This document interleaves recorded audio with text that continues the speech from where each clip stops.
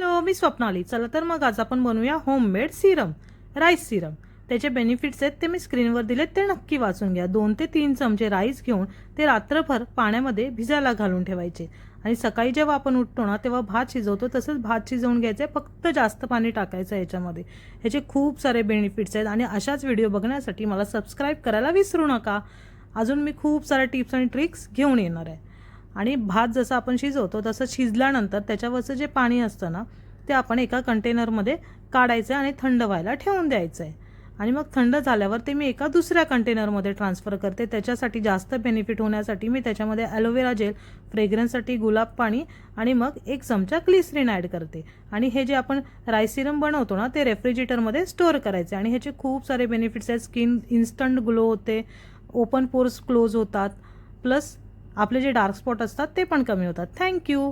Subscribe करायला विसरू नका. बाय.